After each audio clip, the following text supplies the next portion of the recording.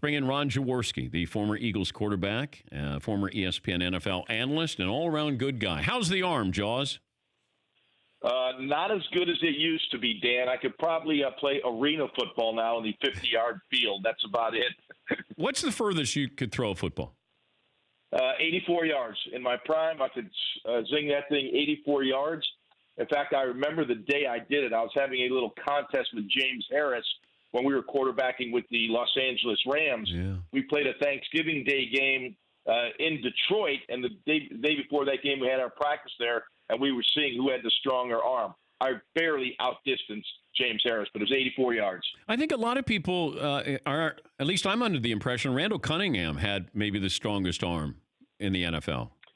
Yeah, I mean, I played with Randall for a couple of years. He was clearly the most gifted athlete ever to play the position, in my opinion.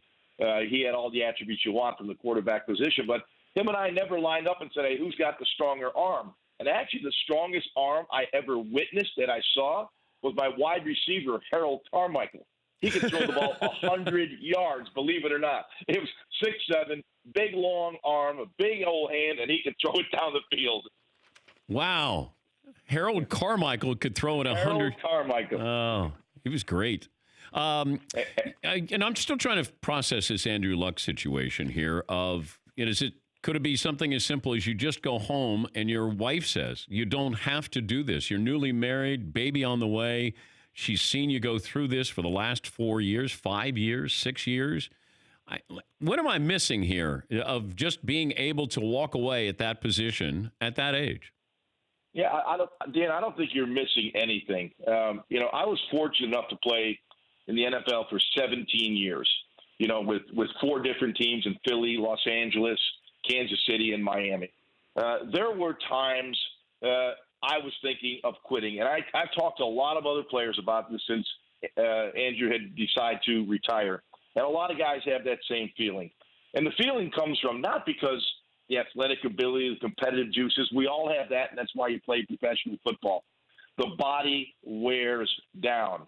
It was like every injury I had, a broken leg, torn ligaments. It's 6 to 8 months. It's every day, Dan, every single day in the trainer's office, being dealt with the athletic trainer, getting healthy, 6 months, 3-4 hours a day to get healthy. Then you play the season, you make it hurt again. You have to do it again. And there are times when doubt creeps into your mind. Do you really want to do this? The quality of life gets lost. We heard Gronk the last couple of days talking about football is a game of passion. You have to love what you do. It's a violent game. You get beat up physically, and sometimes you lose that passion. And after 3 or 4 years, I think Andrew Luck just said, my body can't take anymore. 3 or 4 years of dealing with this pain every single day through rehab, through hard work to get healthy. All of a sudden you get banged again. He's had some very serious injuries. I think I've known Andrew since his Stanford days. He's a class act, as everyone knows, one of the finest people you'd ever meet. And I'm not talking about being a quarterback. I'm talking about the person he is. And I just think the cumulative effect of all these injuries just wore him down. But is he a football player or a guy who played football? There's a difference in that. And you got the guys who are lifers who will play through pain, and they're just football players. And then you got guys who are, a person, but they're really good at playing this sport. It feels like Andrew Luck is that kind of guy. Whereas Brady is more of I'm a football player. Yeah, hey, from my knowledge of Andrew Luck, he's a football player. I mean, his dad is Oliver Luck, and a former NFL quarterback, the West Virginia University athletic director, now heading up the commissionership of the XFL. So he's been around football his whole life, Andrew Luck has. He's been in Europe. He's been, obviously, in Texas where he played. He's been everywhere in regards to football. I think he's got a burning desire to succeed at the NFL level, but I think the injuries just wore him down. What's the most interesting quarterbacking situation for you to watch this year? Probably Dallas right now. And I heard you before I came on talking about, Dallas draws, the eyeballs and the ears. And I think with the situation in Dallas right now with Dak Prescott, right now without Ezekiel Elliott, that's an interesting one to watch for me because there's no question that team is fueled by the running game. And certainly Dak has fit into that with his play action passing and mobility and has played very well. But I think, without Ezekiel Elliott, who knows how long it's going to be, I think Dak is relegated to a much more of a caretaker for that offense. Yeah, but it doesn't feel like he'll be able to do that if Zeke's not there. He's going to be asked to produce plays, to make plays. And I think we look at Dak Prescott, and you'll understand this. There are certain quarterbacks in history who managed a game. It wasn't about their numbers. It always feels like that's what Dak does. You don't necessarily ask him to win, but I think you're going to ask him to win if Zeke's not there. Yeah, he does that very well, by the way. I love his game. I don't think he's a top 10 quarterback. He's certainly maybe in the next 5 in that regard. If you evaluate all 32 quarterbacks in this league, he probably moved up a notch with Andrew Luck retiring. But certainly he is a guy that can make all the plays. He's gotten better. I mean, his rookie year was phenomenal. He had a little bit of a fallback year too, but I think he's gotten better as a quarterback. When I look at the reads, the mechanics, the anticipation, that has all improved as his career went on. But we all know how Dallas likes to play football. They like to run the football. They like to use the play-action passing game, and it won't be as effective if you don't have Ezekiel Elliott in that backfield. He's Ron Jaworski, former Eagles quarterback, former analyst at the Mothership. Paulie brought this up yesterday. Paulie, you want to tell Jaws what you thought of the Eagles uniforms? Well, I'm not anti-Eagles. I think they're a good team, a great franchise. I think the Eagles color green is too bland and doesn't really embrace the tradition of the Eagles. I like when you played the color and also the Kelly green that they used at times. Do you agree? Yes, absolutely. In fact, if you ran a poll in Philadelphia, you would find out that most fans want to go back to that former Eagle green, that Kelly green that was so prevalent.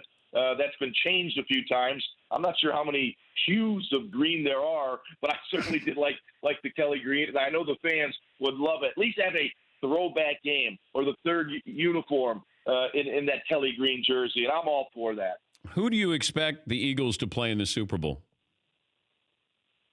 I'm glad you said that. I didn't think you were going to ask me about the Eagles. Ha, ha, ha. This is a very good football team in Philadelphia. Now, again, I don't want to throw out we know the game is played on the field, not on paper. But Howie Roseman, Jeffrey Lurie, Doug Peterson have really assembled a lot of talent on this team with great depth. And, of course, you have to look around to the AFC since you asked me which team I think will be there. I think this is an Andy Reid season. I think this is the year the Kansas City Chiefs get back to the Super Bowl. So I'm looking at Eagles-Chiefs in the Super Bowl in Miami. Your biggest question for the Eagles this year will be? Oh, we know that. So you can ask me that about every team. It's the quarterback position. Fortunately, the Eagles got a veteran quarterback in Josh McCown who can fill in if anything does happen to Carson Wentz. But clearly, if you look at the history of Carson Wentz injury-wise, and we all know some of that is just unfortunate luck, Carson Wentz has to stay healthy for this team to get to the Super Bowl. That's simple. But I can say that about the Patriots. I can say that about the Rams. I can say that about a lot of teams. But does Carson Wentz play differently this year? I hope so. I think it's imperative that he does. He's got to change his DNA. I mean, one thing about Carson, he will not give up on a play. He will fight for every yard. And sometimes the best thing to do is to give up on a play, throw it away. Don't take the sack. Don't take the hit. When you're in the open field, get down in the ground, get out of bounds. Don't take those unnecessary hits. Now, I'm telling you, I've said it to him. I know the coaches have said it to him. They probably tell him that every day. But he's such a fierce competitor, he does not want to give up on a play because he's very athletic and he thinks he can make every play. But there are times these NFL defense win. Jaws is currently doing film sessions, features with players for NFL Network, NFL Films. What's the film that you're going to watch today? I'm probably going to look at Andrew Luck because he was one of the last film sessions Brian Baldinger and I did. And by the way, Dan, thanks for mentioning that. These pieces that we're doing for the NFL Network in conjunction with NFL Films, we get the players, we sit with them for 2-3 hours and just look at tape and have a football conversation. And it's amazing the personalities that come out of many of the athletes. Like I said, Andrew Luck was one of the last guys we had. Malcolm Jenkins, just very impressive when you sit and talk football and personality. And the fans love the X's and O's. And what NFL Films does, along with the NFL Network, they integrate those sounds. We got players wired every single week, and you're in the huddle with teams. It's absolutely awesome. And I just love doing these because we just sit there, put on the TV and watch football. Jaws will be watching. Great to talk to you again, and we'll hopefully catch up during the season. Dan, you know where to reach me. Love being on your show. Thank you. Thank you, Jaws. That's Ron Jaworski. For more Dan Patrick Show, tune into Audience Channel 239 on DirecTV. Stream for free on BR Live or download the Dan Patrick Show app.